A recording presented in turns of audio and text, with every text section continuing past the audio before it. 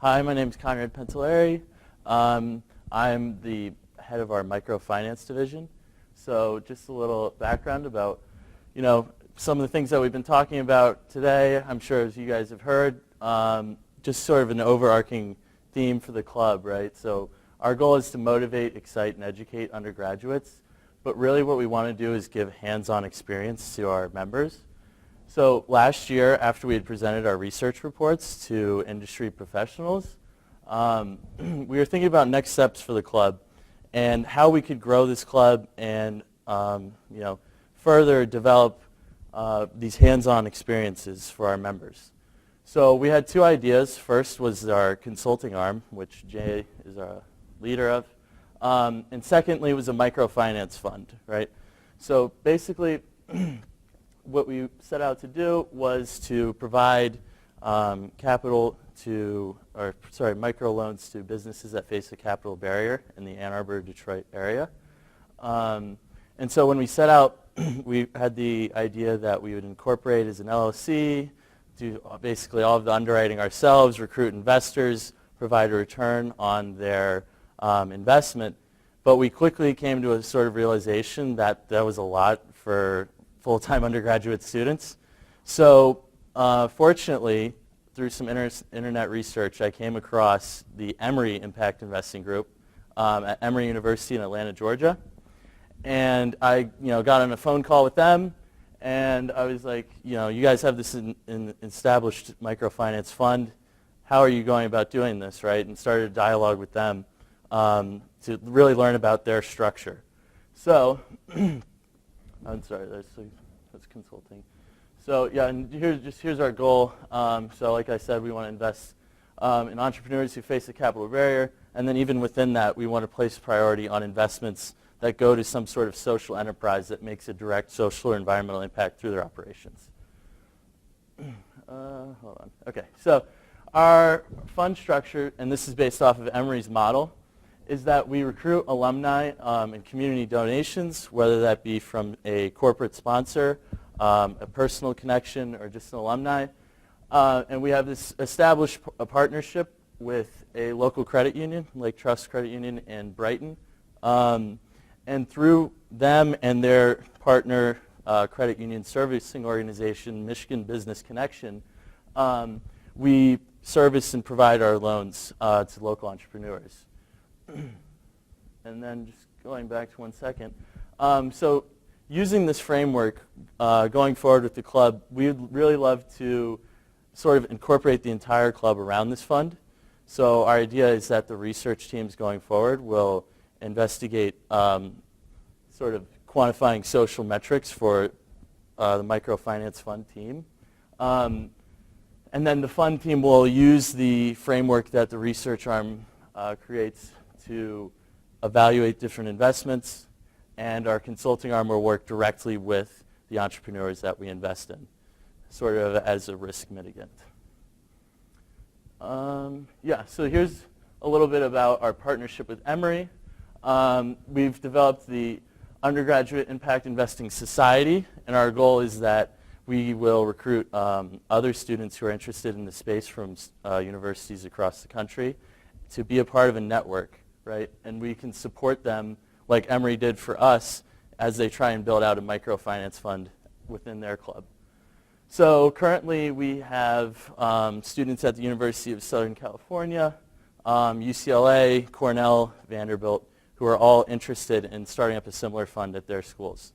And they would follow under the same structure as our club, where it's a donation-based model, and it is facilitated through a local credit union or financial institution.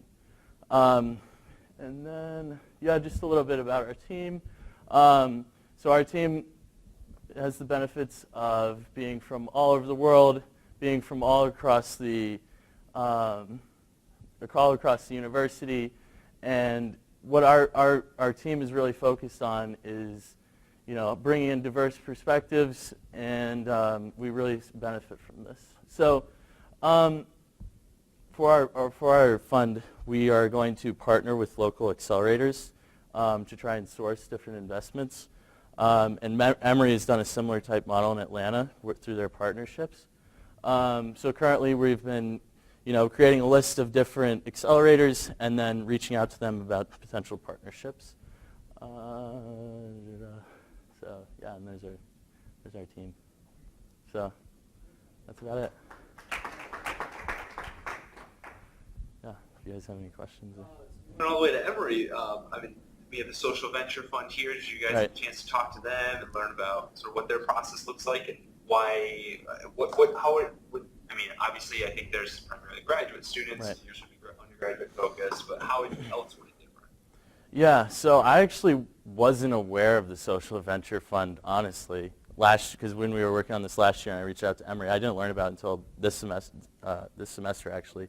But after having conversations with some of the people in that club, I'm really interested in sort of their quantifying social metrics, right? How do they measure their return in environmental or social impact? So I definitely like to collaborate with them more, but I really haven't had many connections with them previously. Yeah.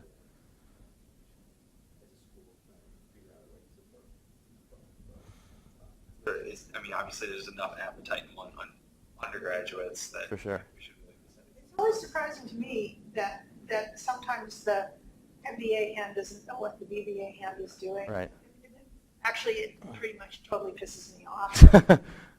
Because as an organization, the university is very vain about having kind of porous boundaries between schools and departments. We right. talk about interdisciplinary stuff all the time, and yet there's this weird sort of boundary where it's even hard for undergrads to find out what the graduate clubs are doing. Right.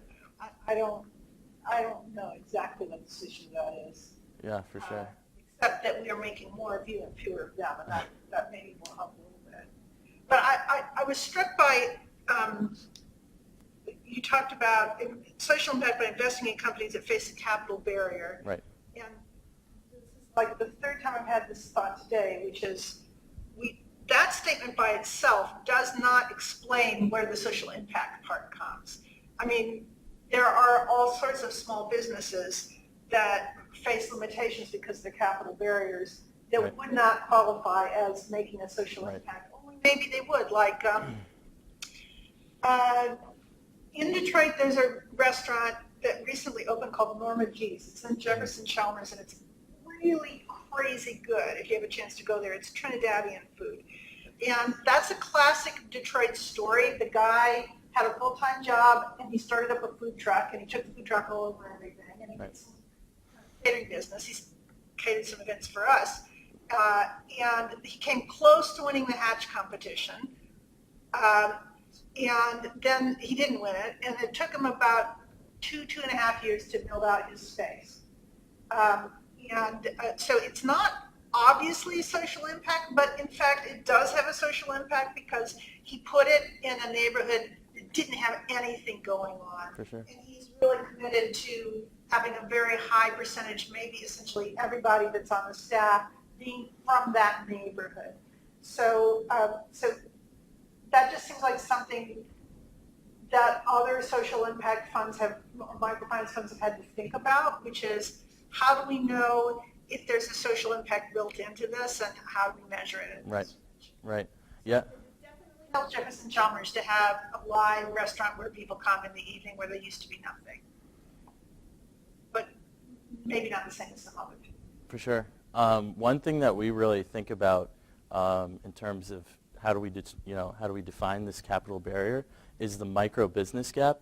So there have been studies that show there are less micro businesses in high poverty zip codes as compared to low poverty zip codes, and this can really be attributed to whether inherent bias or discrimination, something along those lines. So and the financial institution might attribute some kind of risk to a business just based off of its zip code or something along those lines. So we definitely want to try to address that, and we see that as a social impact in and of itself by going across this barrier.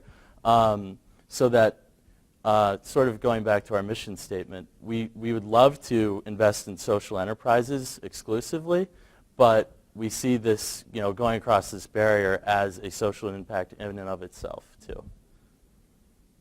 Out of curiosity, do you know what investment return the Emory Fund looks for in their?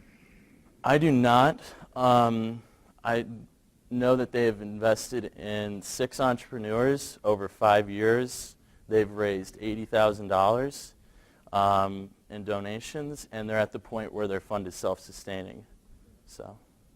One thing I really liked about this is that idea of building the infrastructure, the impact infrastructure, right. One school at a time, and having a relationship with the school, like a mentoring relationship with the sure. club. I think that's just really awesome, because if you can't get, most schools that have BBA and MBA programs, in theory, they should all be working on the problems together, but in practice, it doesn't always work that way. So if you can figure out a way to bring on other schools and other teams one at a time by saying, let's have, maybe there's a US-wide organization where everybody talks to everybody, but I really like the idea of having a kind of a partnership with another school. Yeah, Emory has been so huge for us, because as I was mentioning, that we face so many, limitations from what we can do as undergraduates. So seeing, having that proof of concept too legitimizes what we're trying to do when we're trying to create partnerships with, a financial institution. Seeing that Emory has done this successfully was huge, for sure. So, thank you.